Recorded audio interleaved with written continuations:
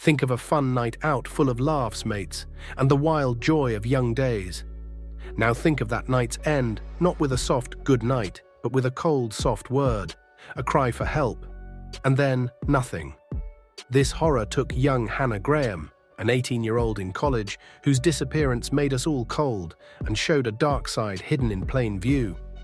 What really went down that tragic night with Hannah, and how did her path cross with a man known for past evil deeds? Hannah Elizabeth Graham was a bright 18-year-old in her second year at the University of Virginia. Born in the UK, she moved to the US with her parents, John and Sue Graham, and her big brother James when she was just 5. They made their home in Stratford Landing, Fairfax County, Virginia. Hannah was a happy, smart girl who loved life fully. She was smart, good at sports, and had a gift for music, full of promise. Her high school softball coach saw her as funny and hard-working, pointing out her lead role as team boss. Hannah was full of get up and go, bold and ready, set for a great future. No one saw her bright life would be cut so short. On Friday, September 12, 2014, Hannah left her place around 9:30 p.m. to meet friends. They planned to eat at Charlottesville's Fig restaurant. Later, around 10:48 p.m., Hannah and her pals went to Camden Plaza Apartments for a party. At some point, Hannah felt sick. She told a friend she was leaving and declined a walk-home offer. Her place was close by foot, but when she left the party near midnight, she went the other way, towards the downtown Charlottesville Mall, where Tempo Restaurant was. Cameras caught Hannah walking past shops. These fuzzy shots turned key proof. By this time, it was early Saturday, September 13th. At 12:44 a.m., she was seen on camera. 12 minutes later, at 12:56 a.m., Hannah texted a friend. She was lost and felt bad. Hannah was drunk. This was the last word anyone got from Hannah Graham. Hannah was unaware that she was about to meet Jesse Leroy Matthew Jr., a 32-year-old who worked part-time as a taxi driver and room technician. That night, he had been to many bars in downtown Charlottesville and had been rude to women there. These women said later that he made them feel uneasy. Matthew, a big man with long hair, stood out. Cameras caught him moving near the downtown mall where a lost and alone Hannah was. It was not by chance that he was there. Their paths met. At first, he let her pass, then saw a chance. He turned and went after her. Hannah was drunk, which made her not know much about her, an easy pick for him. Footage showed her stumbling. Matthew approached, put his arm around her, and they walked towards Tempo Restaurant. This was captured on a jewelry store camera at 1:08 a.m., the last known video of Hannah. Police later improved the image, noting Matthew's arm around her waist. Matthew went inside Tempo and bought 2 drinks. There's confusion on whether Hannah was inside or waiting outside. Regardless, Hannah's last text to a friend around 1 a.m. was confusing.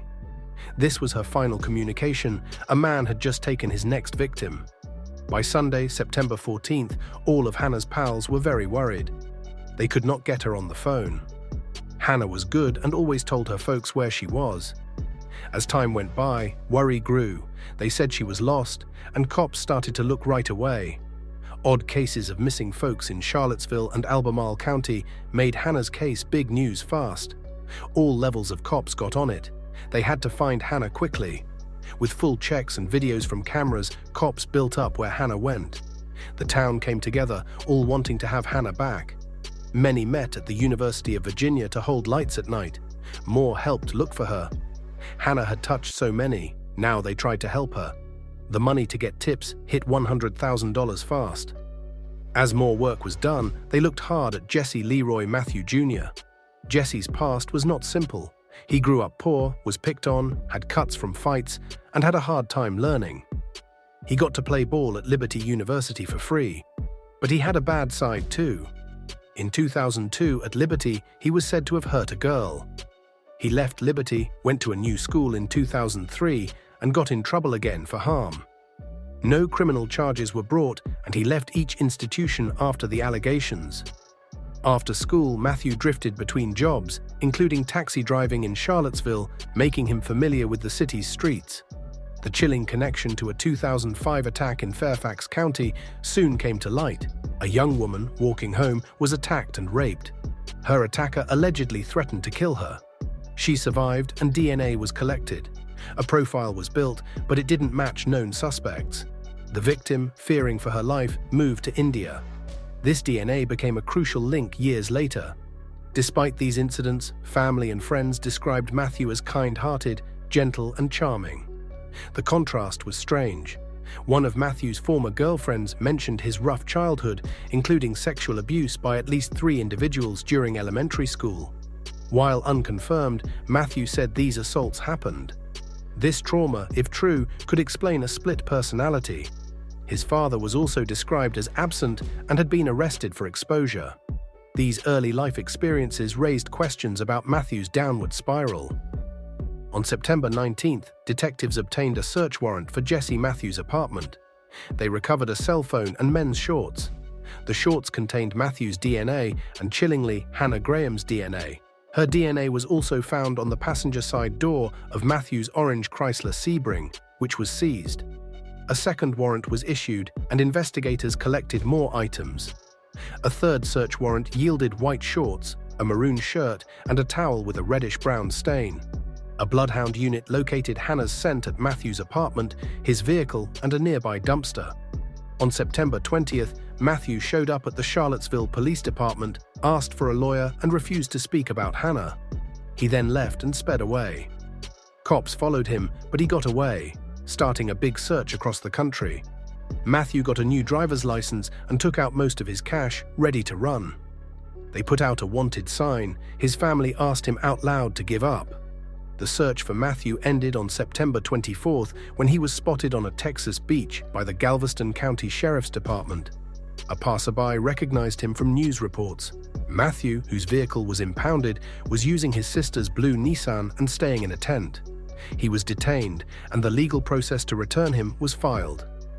Charlottesville investigators brought Matthew back. He was officially a suspect, and the reward was $100,000. Matthew was held without bond. The search for Hannah continued. On October 18, 2014, human remains were discovered at a property off Old Lynchburg Road in Albemarle County. Investigators expanded the search. A crop top and jeans resembling Hannah's were found nearby. A watch was also found. A resident had seen Matthew's car backed into an access road on September 13th. Matthew was familiar with the location from taxi driving. Dr. Kevin Y. examined the remains after their arrival. The cause of death was violent trauma, probably strangulation or suffocation. 2 important facts surfaced: 2 nasal fractures around the time of death. The victim was Hannah Elizabeth Graham. DNA connected Matthew to Morgan Dana Harrington through a forensic link and to Hannah's murder. On October 17, 2009, Morgan Dana Harrington, a 20-year-old Virginia Tech student, vanished. Albemarle County found her remains in January 2010. Morgan's death was a homicide. Hannah Graham's and Morgan Harrington's remains were discovered 6 miles apart. Morgan's shirt's forensic evidence matched Matthew's DNA. Additionally, matching the Fairfax County 2005 sexual assault was this DNA. One serial killer tied 3 women together. The issue surfaced: Jesse Matthew became a serial killer. The solution resides in the complicated interaction of biology, upbringing, and decisions. Serial killers integrate themselves into societies, live normally, and then unleash their violence, followed by a cool-down period. Before striking, they establish confidence. Jesse Matthew was officially charged with Hannah's death on February 10, 2015.